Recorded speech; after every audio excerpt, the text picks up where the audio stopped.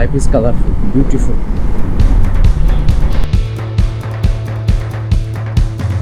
মাঝের special lane থেকে বের হয়ে বাম পাশে আমজনতার লেনে চলে আসছি। সব থেকে বড়টার দাম কত? বড় কাঁঠালটার দাম কত? ওই ধরেন এই বড়টা। হ্যাঁ সকালবেলা চাচা থাক, আমি মোটরসাইকেলে করে নিয়ে যেতে পারবো না, ঠিক আছে? বাইক রাইডের জন্য প্রিপারেশন।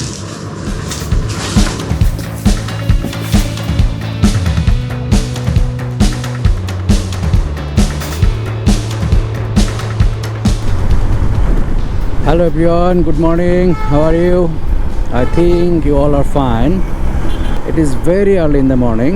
আমি নর্মালি আরও ভোরবেলায় বের হই, কিন্তু আজকে একটু দেরি হয়েছে বলা যায়। এনিওয়ে, এখন আমি এই মুহূর্তে কালশি পেরিয়ে আরও কিছুটা দূর চলে এসেছি। ওই যে মাথাটা দেখা যাচ্ছে, ওটা সম্ভবত র্যাডিসন হোটেলেরই একটা অংশ। আমি এখন ফ্লাইওভার থেকে মেন হাইওয়েতে যুক্ত হব। এয়ারপোর্টের সামনের এই রাস্তাটি সবসময় খুবই ব্যস্ত থাকে, খুব। তবে যদি খুব ভোরে বের হওয়া যায় তাহলে সেক্ষেত্রে একটু হলেও ফাঁকা থাকে। তাছাড়া এটা ব্যস্ততম সড়ক। দেখতে দেখতে এয়ারপোর্টের সামনে চলে আসলাম। এটা হচ্ছে 3 নম্বর টার্মিনাল এয়ারপোর্টের। এই যে ইউনাইটেড, এটা হচ্ছে আগে যে অ্যানা পরিবহন ছিল সেইটার নতুন নামে বের হয়েছে। ঢাকা ময়মনসিংহ রুটে কোনো এসি বাস চলতো না, শেরপুরের একটা এসি বাস চলতো। Life is colourful, beautiful. তো ইউনাইটেড সার্ভিসে এখন মানে অ্যানা পরিবর্তিত হয়ে যখন ইউনাইটেড হয়েছে, তো সাম্প্রতিক সময়ে তারা সারাদিনে হয়তো বেশ কয়েকটা এসি বাস ছেড়েছে ময়মনসিংহ রুটে, এবং যেটা খুব প্রয়োজন ছিল। যে ঢাকা থেকে খুব কাছাকাছি একটি বিভাগ, এই কারণে না অন্য কোনো কারণে আমি জানি না, এখানে কোনো এসি বাস ছিল না। এই ফ্লাইওভার থেকে নেমে মাঝের রোডে চলে যেতে হবে, না হলে শান্তি পাওয়া যাবে না। তো চলে আসলাম। বাম পাশের রোডটাতে প্রচুর পরিমাণে এই বড় বড় বাসগুলো এখন থাকবে, এটা খুবই স্বাভাবিক। They are looking for passengers in this morning. একমাত্র ইউনাইটেড বা অ্যানা ছাড়া সমস্ত গাড়ি এই রোডে যাত্রী টুকাইতে টুকাইতে যায় বলা যায়। This flyover is one of the longest flyover in our country. It is Uttara to Tongi flyover. এবং এই ফ্লাইওভারটার কারণে এই টঙ্গীর যে বিখ্যাত জ্যাম, সেটা একদম নাই বললেই চলে। এটাও একটি express way, one kind of express way. এখানেও খুবই আধুনিক গাড়িগুলো চলার কথা ছিল, মেট্রো রেলের মতো একটা সিস্টেম করার কথা ছিল, যে মাঝখানে রাস্তা দিয়ে সেই বাসগুলো চলবে। যদিও আমরা সেই বাসগুলো দেখতে পাই না। এনিওয়ে, তো এই মাঝখানের রুটটা হয়ে খুব সুবিধা হয়েছে। উত্তরা থেকে শুরু করে এই ময়মনসিংহবাসী বা এইদিকে যে বাসগুলো চলতো তারা চরম ভোগান্তিতে পড়তো। এখন কিন্তু সেই ভোগান্তিটা একদম নেই বললেই চলে। এই যে বড় বড় জায়গাগুলো যেখানে মানুষজন দাঁড়ায় আছে, এইটা বেসিক্যালি টার্মিনাল হওয়ার কথা। এইগুলো হচ্ছে প্রত্যেকটা বাসের টিকিট কাউন্টার বা টার্মিনাল। ওইগুলো এখনও আনইউজড হয়ে আছে।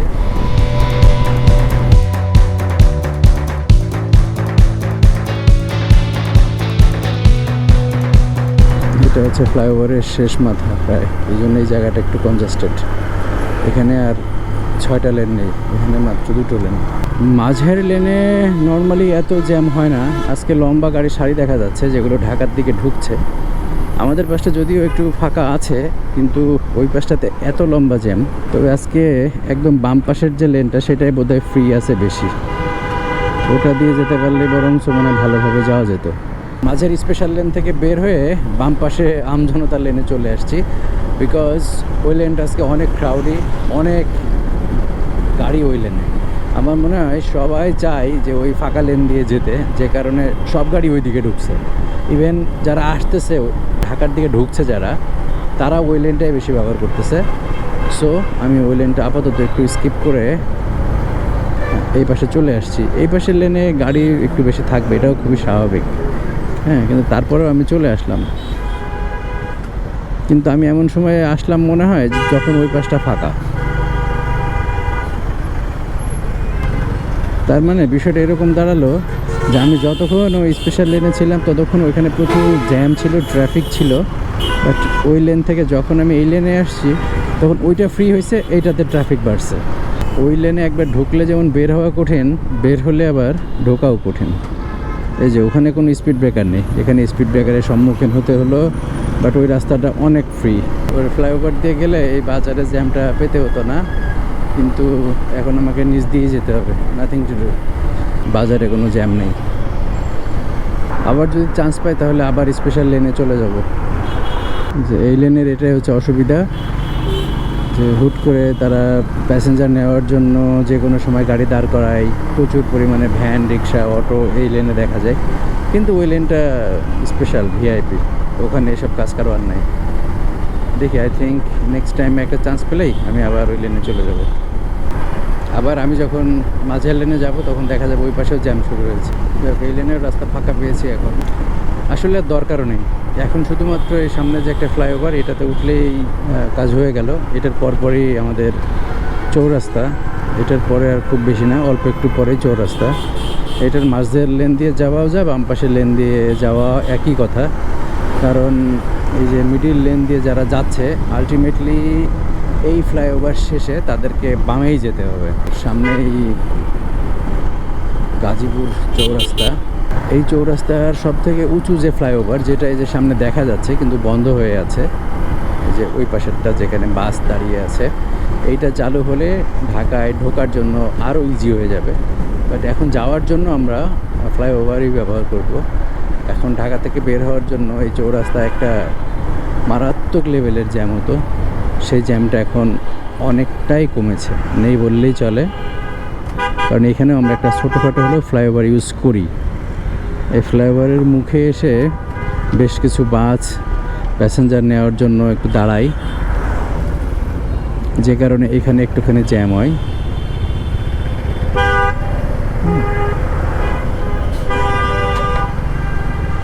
এই যে সেই উঁচু ফ্লাইওভারটা, এটার কাজ এখনও শেষ হয় নাই। ও, আমি তো ভাবছিলাম কাজ অনেকটাই শেষ, আসলে মাঝে অনেকখানি কাজ বাকি আছে এখনও। আর আমরা বাম দিকে চলে যাব ময়মনসিংহ। আমার এই সকালে জার্নিটা করতে খুব ভালো লাগে, এনজয় করি। সেই হিসাবে আজকে একটু লেট হয়েছি বলা যায়। সামনের এই বাসটা শ্যামলী বাংলা, এটা যাবে হালুয়াঘাট। হালুয়াঘাটের কথা বলতে চাইলে আমার প্রথমে মনে পড়বে সেখানকার সালামের স্পঞ্জের মিষ্টির কথা। সেই মিষ্টিটা খুবই চমৎকার, সাইজেও বড় এবং খুবই রসালো। স্পঞ্জের মিষ্টি যেমন হয়। আর গাবড়াখালী পর্যটন কেন্দ্র, সেটা একদম ভারতীয় সীমান্ত ঘেঁষা, খুবই চমৎকার, ন্যাচারাল, পুরোটাই প্রাকৃতিক। ওখানে গেলে ভালো লাগবে। আমরা গিয়েছিলাম, আমার ব্লগ করা আছে সেখানে। কেউ যদি দেখতে চান আমি ডেসক্রিপশন অথবা আই বাটনে দিয়ে রাখবো, দেখতে পারেন। এই সড়কের উল্টা পাশ দিয়ে আসাটা বন্ধ হলো না, আদৌ হবে কিনা জানি না। এই যে আসতেছে আর একটা।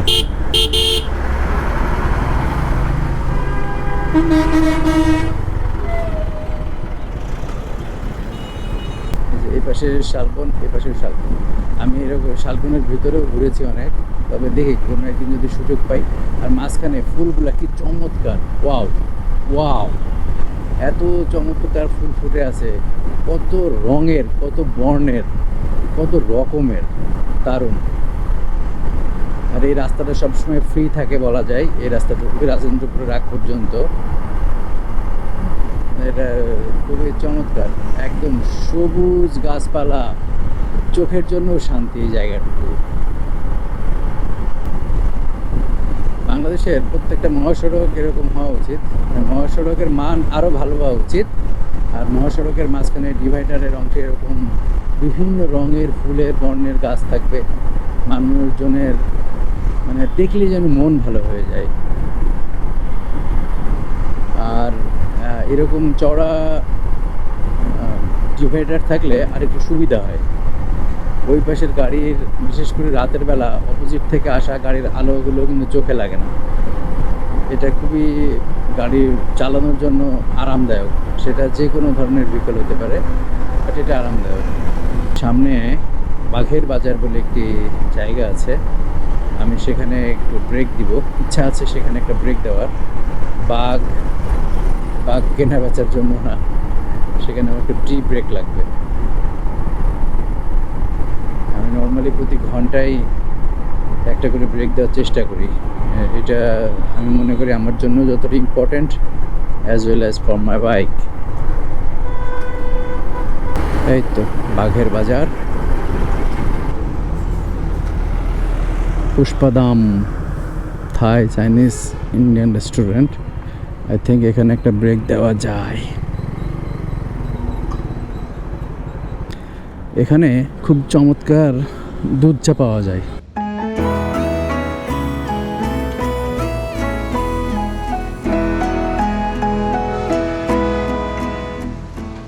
সকালবেলা করে এক কাপ দুধ চা বেশ ভালো, রিফ্রেশিং।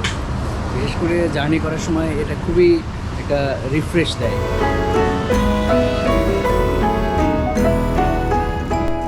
ব্রেক শেষ হলো,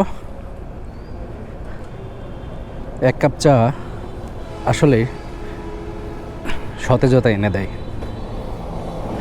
ওয়াও কাকা, কাঁঠাল তো বিশাল বড় বড়। কাঁঠাল কত করে দাম? সব থেকে বড় কাঁঠালটার কত দাম? সব থেকে বড়টার দাম কত? বড় কাঁঠালটার দাম কত? ওই ধরেন এই বড়টা। হ্যাঁ সকালবেলা চাচা থাক, আমি মোটরসাইকেলে করে নিয়ে যেতে পারবো না। ঠিক আছে, হ্যাঁ। তাও এমনি কেমন দামে বেচতেছেন? 200 না? এই এলাকায় কিন্তু দাম কম কাঁঠালের। এত বড় কাঁঠাল ঢাকা শহরে অনেক দাম। হ্যাঁ হ্যাঁ হ্যাঁ, ঠিক আছে।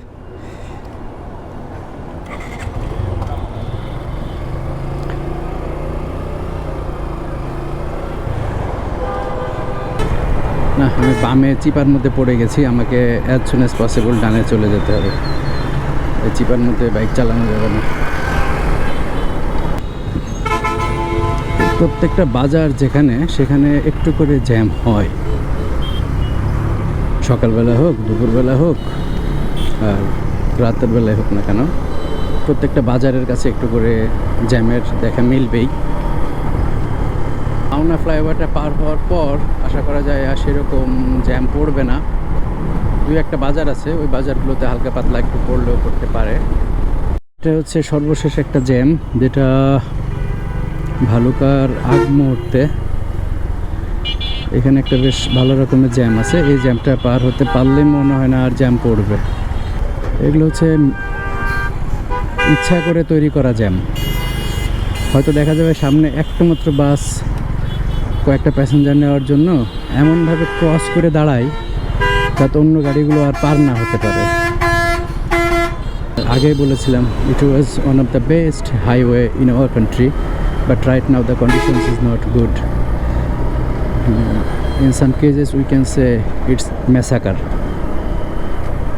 ভালুকার পরে সেই পুরানো রাস্তার কিছুটা অংশ দেখা যায়, যেটার উপরে আর অন্য কোনো পাথরের প্রলেপ দেওয়া নাই। এটা মানে একদম প্রথম যে সময় এই হাইওয়েটা তৈরি করা হয়েছিল সেটার কন্ডিশনটাই অনেকটা আছে। ভালুকার পর থেকেই প্রচুর পরিমাণে জলাশয়। এই যে আমার বাম পাশে দেখা যাচ্ছে, যদি এদিকে একটু তাকাই, অনেক বড় জলাশয়। তো এরকম প্রচুর পরিমাণে মাছের চাষ করা হয় ভালুকা থেকে ত্রিশাল পর্যন্ত। এই যে বিস্তৃত এরিয়া, এরকম এরিয়ার পর এরিয়া জলাশয় রয়েছে যেখানে মাছের চাষ করা হয়। তো যে কারণে ভালুকা পার হলেই ওয়েদারটা ঠান্ডা হয়ে যায়। ত্রিশাল বাজারে অলমোস্ট চলে এসেছি। এটা ময়মনসিংহ শহর থেকে আরও 20 কিলোমিটার আগের একটি শহর। আমি এই যে এই পাশে বামে চলে যাব।